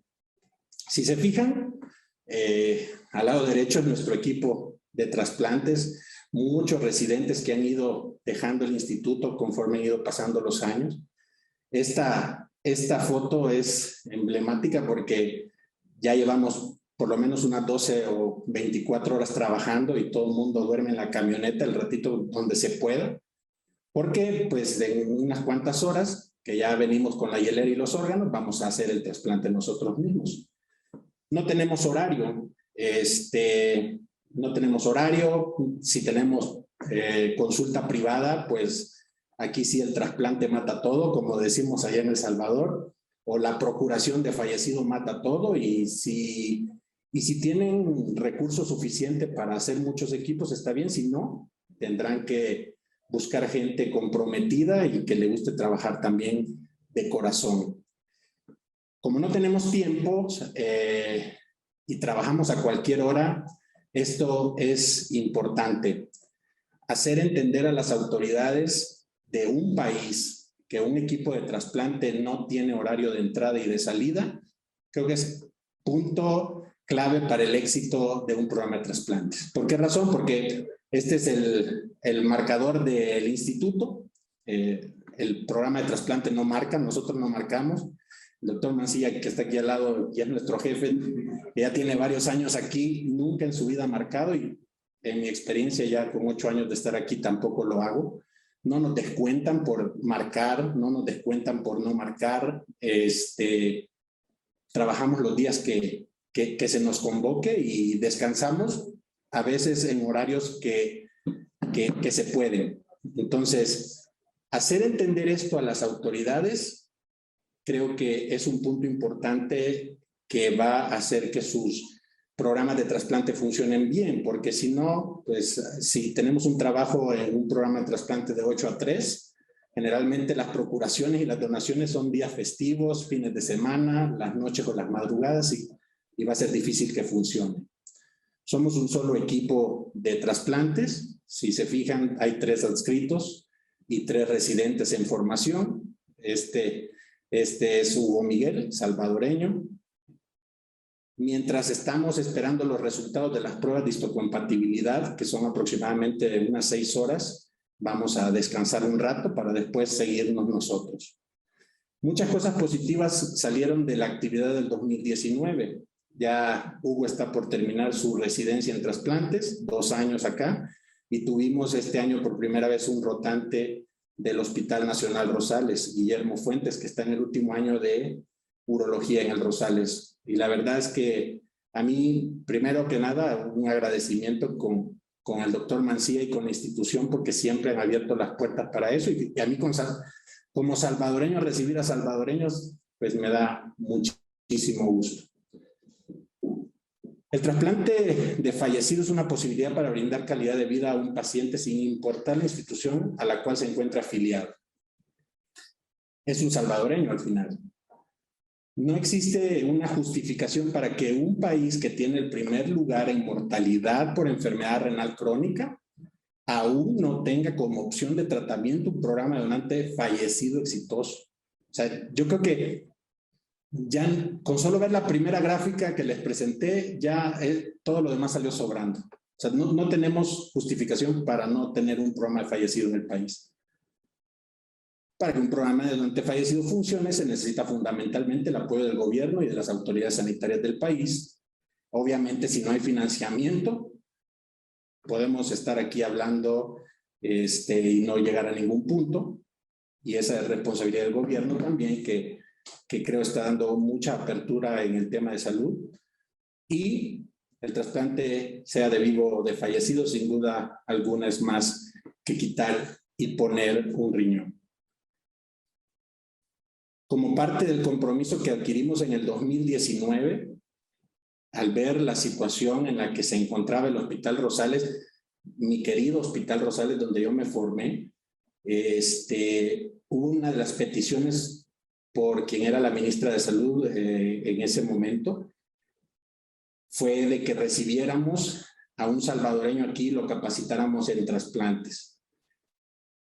En periodo extemporáneo, nosotros, con la autoridad del doctor Mancilla y enseñanza aquí en el instituto, pues no importó que fuera en periodo extemporáneo y lo aceptamos. Ya Hugo está terminando un curso avalado universitariamente por la Universidad Nacional Autónoma de México, y pues el compromiso nuestro ya lo cumplimos. Ahora, como decimos aquí en México, les pasamos la bolita para que en febrero o marzo que llegue por allá Hugo pueda aportarle a la sociedad salvadoreña un poco de lo que aprendió acá con nosotros. Siempre el Instituto Nacional de Cardiología, siempre nosotros vamos a estar muy comprometidos con ustedes. Creo que hay muchas actividades todavía pendientes para ir a hacer directamente El Salvador. Esperemos que la pandemia nos permita hacerlo. y en el momento en que necesiten el apoyo, pues estamos a la orden con mucho gusto. Muchas gracias. Muchas gracias, doctor García. Hay bastantes preguntas y felicitaciones. Están viéndole desde el Hospital Nacional San Juan de Dios de Santa Ana, de la Unidad de Enfermedades No Transmisibles, la doctora Mayra Patricia Dazo, que es la jefe de esa área, el doctor Matías Villatoro de nivel central, y de otros hospitales, equipos de especialistas de las diferentes regiones del país, lo están viendo. Estamos los interesados en este tema, que creo que constantemente hemos mostrado una preocupación por el tema. Aquí hay una pregunta que dice, ¿qué opinión tiene, doctor García, como obstáculo posible la educación sociocultural de la mayoría de los salvadoreños? Voy a hablar de mi experiencia y cualquier cosa también. Está aquí el doctor Mancilla. Nosotros, a pesar de que el instituto tiene muchos recursos desde el momento en que es un centro de investigación y de cirugía de alto nivel, la población que atendemos es población sin derecho a audiencia, muchos de ellos con una baja escolaridad, muchos de ellos ni siquiera hablan español, hablan alguna de las lenguas que todavía se platican en algunas de las regiones del sur de México principalmente, y el nivel socioeconómico y cultural en estudios que hemos realizado en nuestro programa de trasplante no ha sido un factor determinante para que funcione o no un programa de trasplantes. Es gente muy ordenada, a pesar de su educación, a pesar de su nivel socioeconómico, muy ordenada, muy responsable, y que de una u otra forma se cuidan tanto que tienen con sus riñones 10, 12, 20 años. Tenemos ahí alguien con 44 años de trasplantada y que eso no es un factor. La población, y eso siempre lo he comentado aquí en el instituto que operamos nosotros aquí, es muy similar a la que operábamos en el Rosales. Gente pobre, gente con muy pocos recursos, que si les hacemos nivel socioeconómico o un estudio socioeconómico, tienen una casita con un piso a veces de tierra, pero que les va bien trasplantados. Entonces, ni siquiera eso para nosotros es una contraindicación para trasplantar a alguien acá. Ok, aquí también, doctor, muchas gracias. Hay una pregunta sobre qué opina sobre la hipótesis sobre la prevalencia de la enfermedad renal, la nefropatía mesoamericana en países de Centroamérica y poblaciones agrícolas. Pues la verdad es que es una entidad de la cual se viene estudiando desde hace mucho tiempo. Por ahí por el 2015 que ya se reconoció por la Organización Panamericana de la Salud, ha tenido muchas hipótesis, ya sabe, los pesticidas, los agroquímicos, el golpe de calor, la mala hidratación de los pacientes que están expuestos a altas temperaturas en las regiones cañeras, o agricultores. Creo que cada una de las hipótesis se ha ido en el tiempo debilitando y hay algunas otras que todavía están teniendo mucho auge, como el estrés por calor. Yo creo que eso en nuestro país y en nuestra región es una condición per se por la costa y por la necesidad de la gente de seguir trabajando en ese tipo de trabajo. Entonces, ya digamos que cada una ha sido, algunas han tomado más fuerza, otras han ido debilitando, pero yo me quedaría con que las condiciones por calor actualmente y la mala hidratación de estas personas quizás es la que todavía sigue estando muy fuerte dentro del contexto de la nefropatía mesoamericana y algo que no va a parar en nuestra región. Sí, muchas gracias, doctor. Hay otra pregunta aquí que dice, además de agradecerle por su presentación, además del riñón, ¿qué otros órganos o tejidos, desde su punto de vista, pueden se pueden trasplantar simultáneamente, ¿verdad? O se pueden extraer y pueden crearse las condiciones para hacer trasplantes en El Salvador. Sí, yo creo que las condiciones existen, donadores, yo creo que no nos queda duda de que existen. Tratamos de buscar algún dato un poco más formal sobre cuántas personas con diagnóstico de muerte encefálica están reportadas al final del mes en los hospitales nacionales. No logramos encontrar un dato como tal, pero para hacer trasplantes de donante fallecido, creo que el insumo principal es el donante y de eso creo que el país cuenta con una gran posibilidad de tener muchos donantes. Ahora, ¿qué órganos se pueden trasplantar? Pues todos, doctora. La verdad es que actualmente en el mundo, no solo órganos, sino que tejidos compuestos, córneas, ligamentos, meniscos. A usted le interesaría mucho el trasplante de útero, que ya también se está haciendo. Sí. Ya hay publicaciones al respecto. Exacto. Trasplantarse cualquier tipo de órgano. Ahora, personalmente creo, como se han desarrollado todos los programas a nivel mundial, un programa de trasplante de fallecido debe de iniciarse con riñón y córnea, ¿sí? Entonces, y de ahí se va partiendo esa es la pauta que va a ir dando experiencia para todos los demás órganos, hígado, corazón, intestino, páncreas, todo eso se puede aprovechar. La verdad es que hoy ya, cuando vamos a una procuración multiorgánica, ya no se desaprovecha nada, ¿sí? Dependemos de la voluntad de la familia que dice, yo solo quiero donar riñones, lo respetamos y solo nos llevamos riñones. Pero si la familia dice, quiero donar piel, quiero donar córneas, quiero donar hueso, quiero donar músculo, quiero donar hígado, corazón, riñones, lo aprovechamos todo, ¿sí? Entonces, pero sí, históricamente todo programa de fallecido ha comenzado con riñones y córnea que en nuestro país yo creo que podrían recuperarse córneas en gran volumen, disminuir la necesidad de importar córneas de otro país, si tenemos el recurso ahí a la mano. Sí, muchas gracias, doctor. Hay un comentario relacionado con esta temática que nos informan y felicitamos, ¿verdad?, la iniciativa que ya se ha iniciado por instrucciones del señor viceministro de Salud, el protocolo de diagnóstico y certificación de muerte encefálica, que en realidad es una deuda que debió haberse resuelto hace muchos años, que será un instrumento pues muy bueno pues para poder sincronizarse con la ley de trasplantes, órganos y tejidos. También hay participaciones de otras personas que lo felicitan por su excelente ponencia. ¿Qué sugiere usted para educar a la población en general sobre el tema y el personal de salud? Eso pregunta. Yo creo que la población en general va a creer en un programa que tiene ley, ¿sí?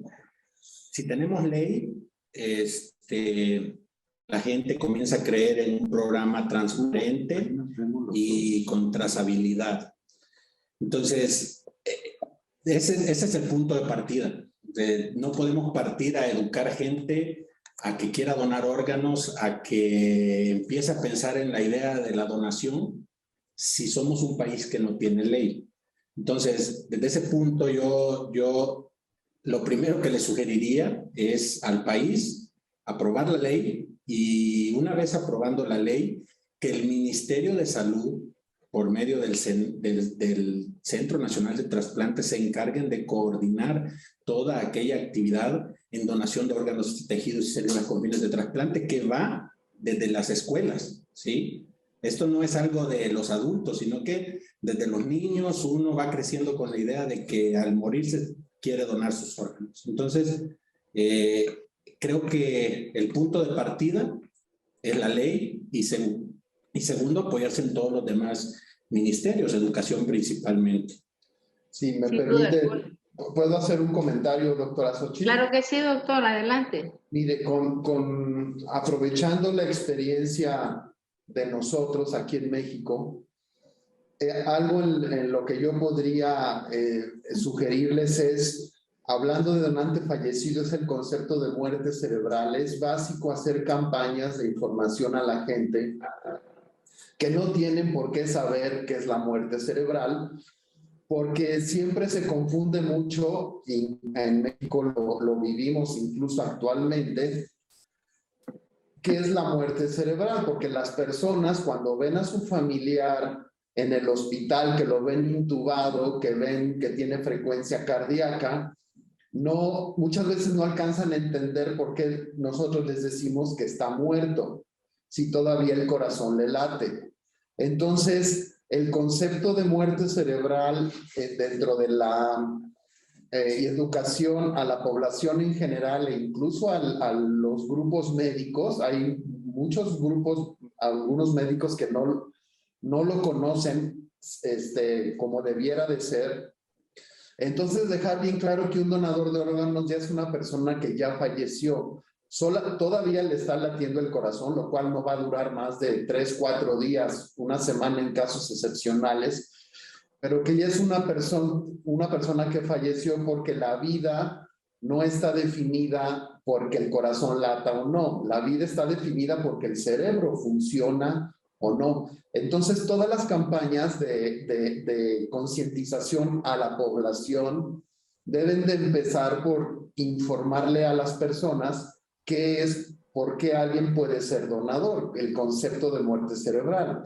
Y de ahí también decir que los órganos se trasplantan en los hospitales, que hay una lista a nivel nacional que debe ser perfectamente auditable y pública, y que no hay nada que esconder. Son cosas que nosotros ya vivimos y que por la experiencia creo que es de lo primero que habría que hacer tratando de hacer campañas de concientización. Muchas gracias, doctor.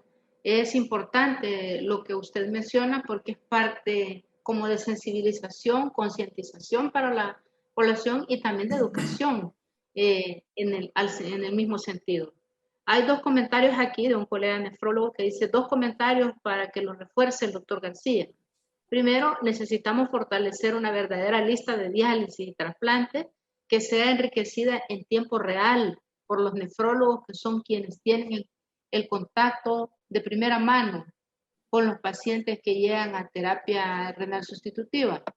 Y segundo, urge tener una verdadera discusión que genere una ley de donación de órganos y tejidos acorde a nuestras necesidades. También como componente de esa ley debemos contemplar el fomento de la cultura de trasplante.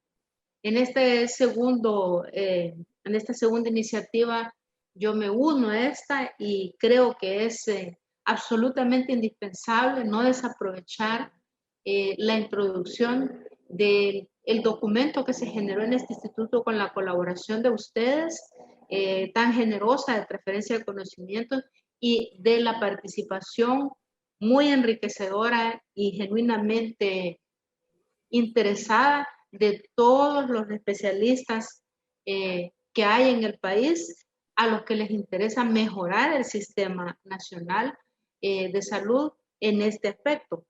Creo que es importante. Lo escuchamos, doctor García.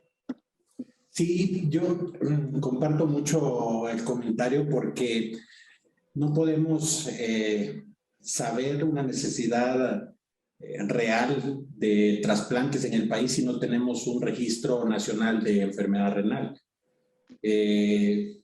Buscando algunos datos sabemos que hubo una recopilación de alguna información, pero pues no hay algo actualizado.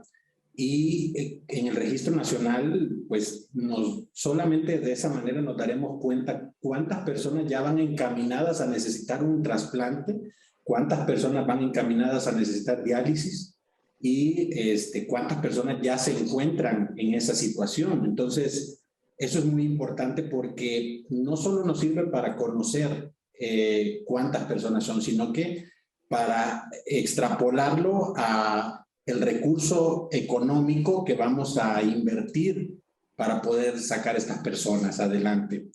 Si bien es cierto que la educación es la principal vía para tratar de evitar este tipo de enfermedades, la prevención, sin duda alguna, yo estoy de acuerdo con que es el principal objetivo de todo esto, pero ya está una gran cantidad de gente muriéndose sin poder tener acceso al trasplante. Entonces, creo que sí necesitamos un registro nacional.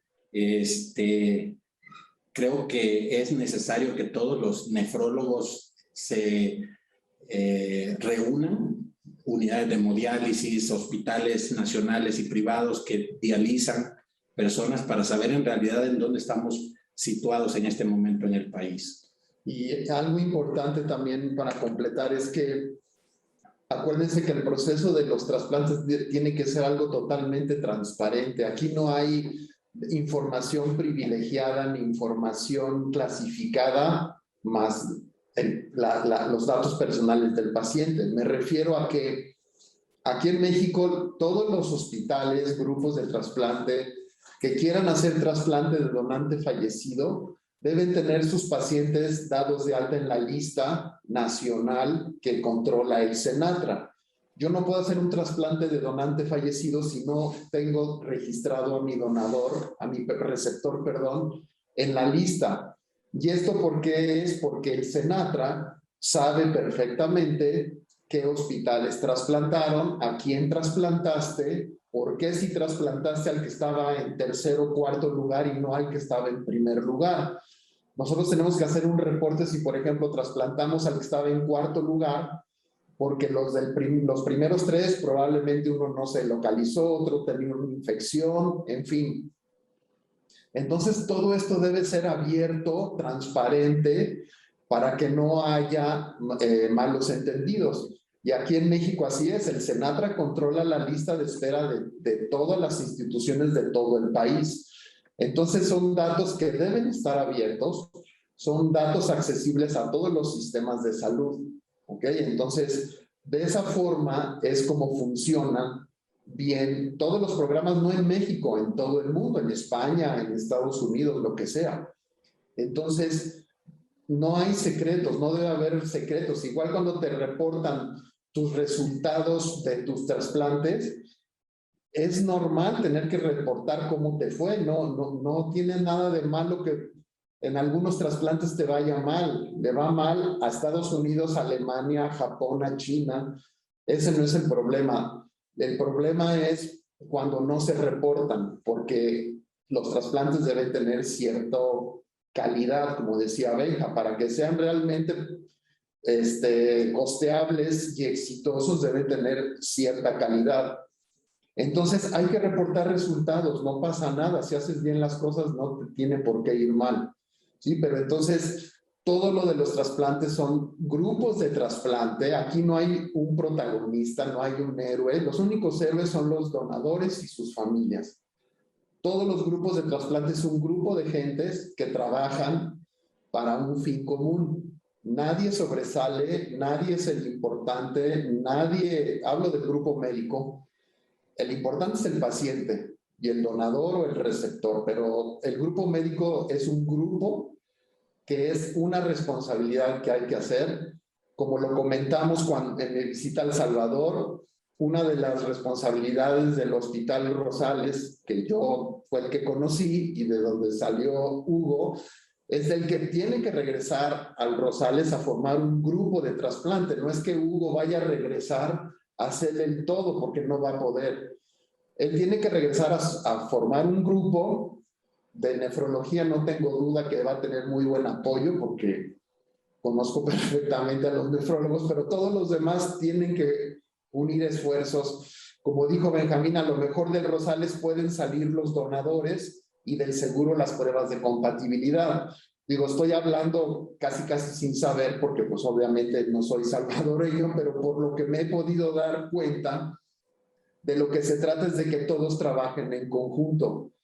Y yo creo que del Hospital Rosales no pudimos sacar la estadística, pero por lo que me platican Hugo y Benjamín, es un hospital de traumatología muy importante, del cual seguramente todas las semanas podría haber 1 o 2 donadores, cuando menos. Estamos hablando de 2 o 4 trasplantes por semana, que no quiere decir que todos los haga el Rosales, pues el Rosales puede hacer 1 o 2 y los demás el seguro y el Bloom, en fin.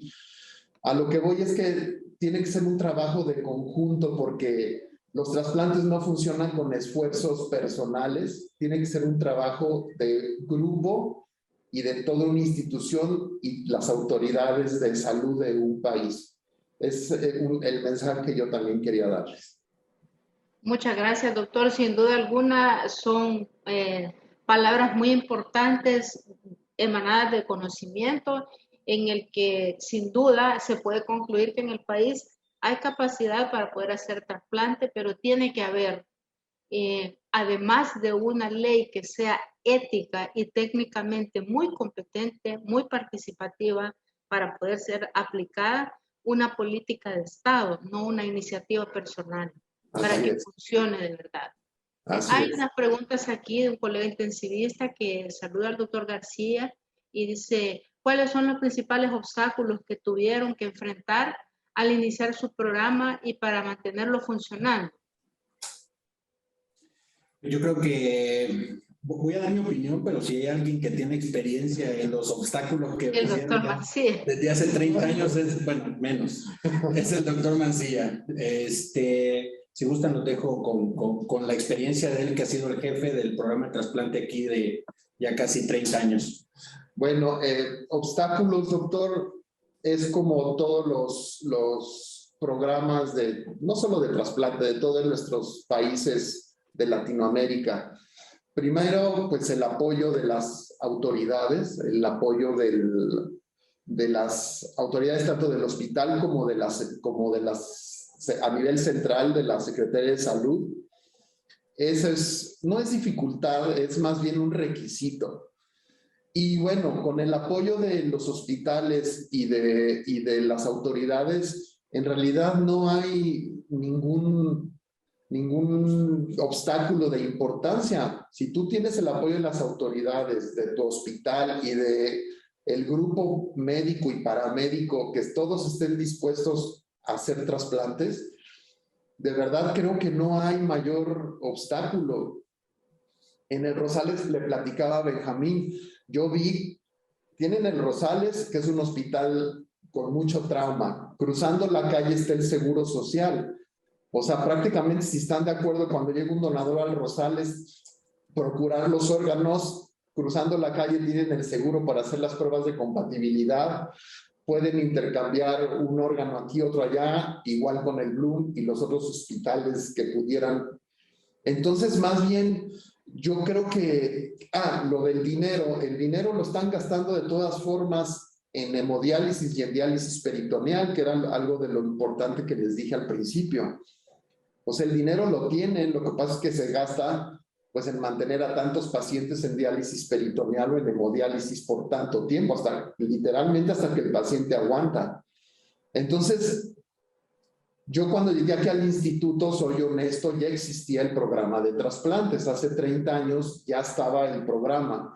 Casi era todo de donante vivo. Lo que hemos hecho recientemente es hacer más de fallecido. ¿Y cómo se logró hacer más de fallecido? Pues con un convenio entre todas las instituciones de la Ciudad de México, sobre todo, que nos pusimos de acuerdo y trabajamos en conjunto. Gracias a eso, ahorita hacemos casi mitad de donante vivo y donante fallecido, cuando antes hacíamos 90% de donante vivo. Entonces, si todos trabajan, doctor, y todos están de acuerdo y todos hacen su papel, desde las autoridades hasta la gente de los hospitales, en realidad yo no creo que tengan mayor dificultad en hacer las cosas. Digo, son pocos los países del mundo donde no se hace. Aquí es al revés, ¿eh? No es como alta tecnología, en fin. Aquí son muy poquitos países donde todavía no se hacen trasplantes de fallecido, porque como dijo Benja, es más fácil tomar riñones de fallecido que de un donante vivo. La procuración, todo es más fácil de donante fallecido. Entonces yo creo que con buena voluntad, asumiendo que tenemos un compromiso y un deber con los pacientes, más en su país, que es en donde más muere la gente por insuficiencia renal, como les decía al principio, creo que ya no es si se puede o no, aquí ya es una obligación moral, profesional con la gente. Entonces, de verdad que no es tan complicado. Es más complicado hacer trasplantes de donante vivo, de verdad, que de fallecido. Yo solo agregaría que si tuviéramos, o podríamos decir que tenemos un obstáculo para no ir por unos órganos, actualmente para nosotros solamente es la distancia. Trasladarnos a veces de extremo a extremo del país, y lo digo a veces porque hasta los vuelos comerciales se identifican mucho con la donación y el trasplante. Entonces, muchas veces si nos tenemos que mover de estado, en el aeropuerto se consigue un vuelo comercial que nos lleve ahí como tripulantes ahí del vuelo, y creo que la sociedad al involucrarla se va fomentando esta cultura. Entonces, algunas veces no logramos llegar a largas distancias, o los órganos no van a ser viables desde el punto de vista teórico. Ese creo que es el único obstáculo que tenemos al momento. Gracias, doctor. Preguntan también qué paso del proceso del trasplante es lo que más consume recursos. Pues, si lo ven desde el punto de vista de costos, es el mantenimiento del donador, ¿sí?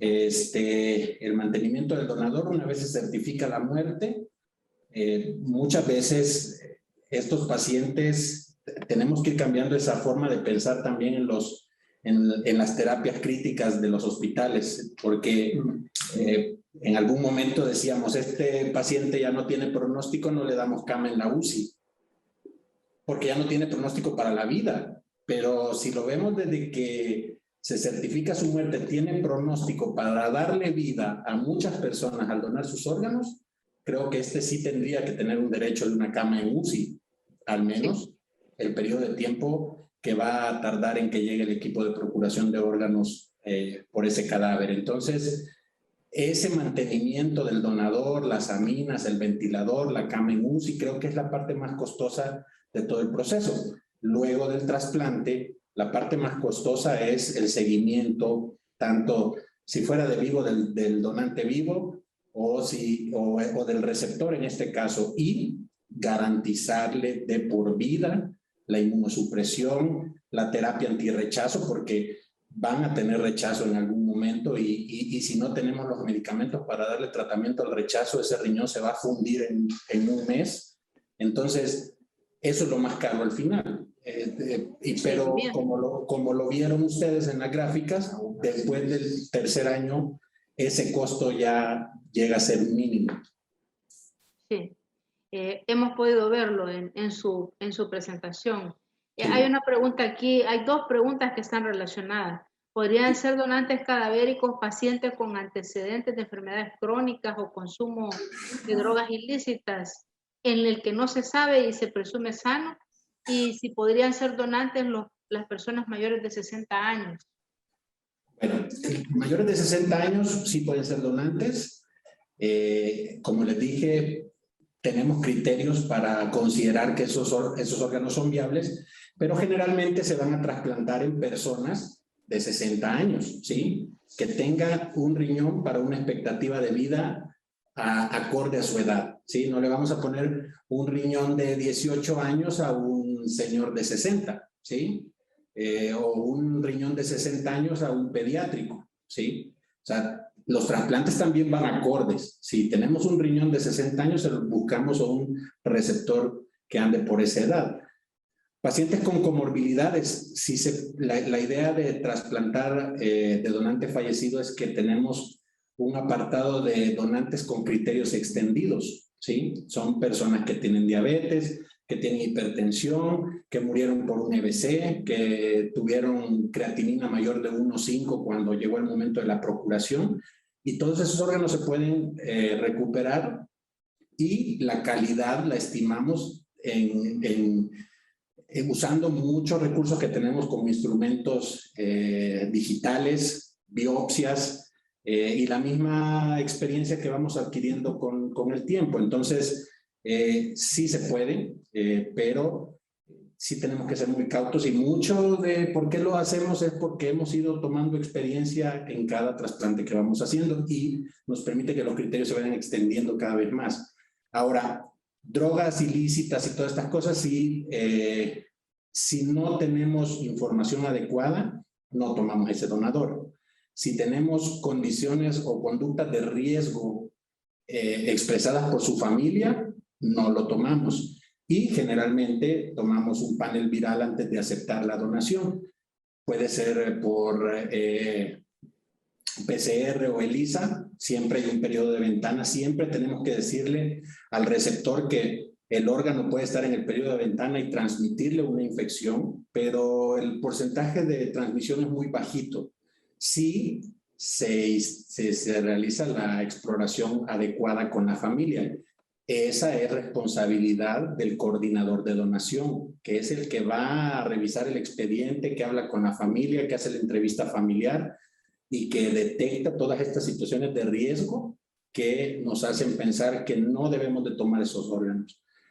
Hay pacientes con VIH, con hepatitis y todo eso que también pueden servir sus órganos para trasplantar receptores con VIH o hepatitis.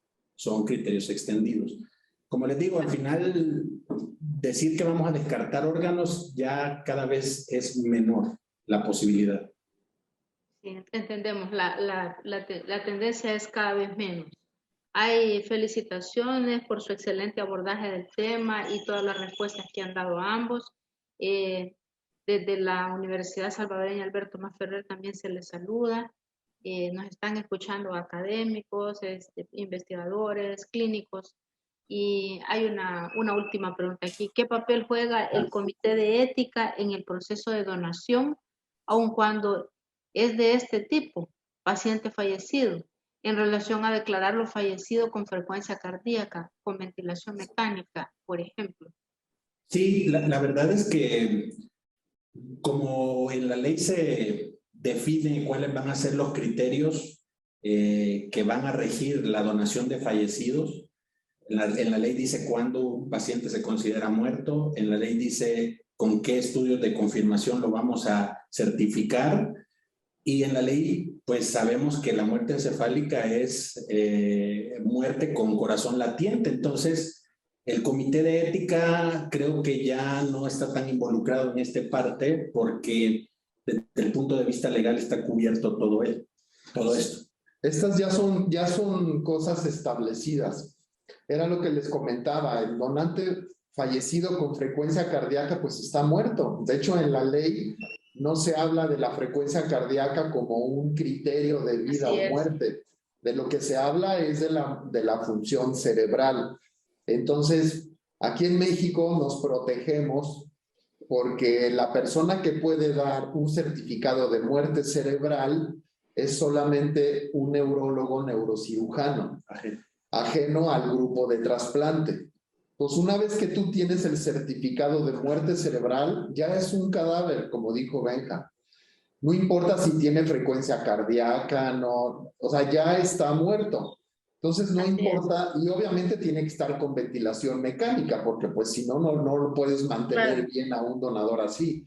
Entonces la frecuencia cardíaca es un dato clínico más que no tiene nada que ver con la definición de muerte encefálica, ¿sí? Entonces no hay problema, es de las cosas, por eso les decía que es de lo que hay que explicarle a la población y a algunos grupos médicos el concepto de muerte cerebral, que por cierto allá la reunión que tuvimos en el 2019, doctora, están las pláticas de la doctora Erika, que dio las excelentes pláticas de muerte cerebral, que por ahí las deben tener ustedes, porque dejamos todas. La doctora Erika habló de sobra de lo que es muerte cerebral. Sería bueno, si alguien está interesado, le pudieran facilitar esas pláticas, porque ahí viene todo, viene toda la legislación, los criterios clínicos, legales, todo de lo que es muerte cerebral, están ahí en las pláticas de la doctora Erika. Sí.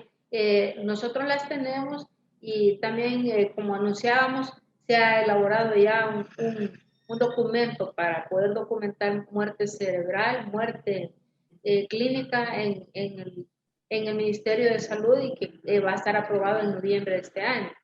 El objetivo, pues, además de agradecerles a ustedes siempre esta generosidad que tienen de transferir conocimientos para el país, de invitarles a dar esta ponencia al doctor García y a su acompañamiento, doctor Macía, que siempre es un gusto verlo y saludarle y escucharlo también, es poner en la palestra de discusión la ley de trasplantes, órganos y tejidos.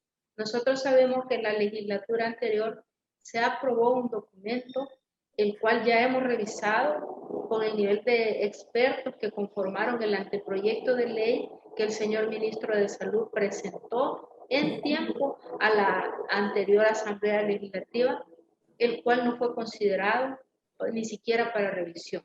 Nosotros creemos que por el bien del país se deben de hacer las revisiones pertinentes para corregir lo que haya que corregir y que quede una ley realmente técnica y éticamente aceptable para nuestra población. Quiero en realidad agradecerles sus intervenciones. Todas las preguntas han estado sumamente interesantes y las respuestas muy enriquecedoras. Siempre es un gusto verles y estamos en contacto. Con un fuerte abrazo para ambos.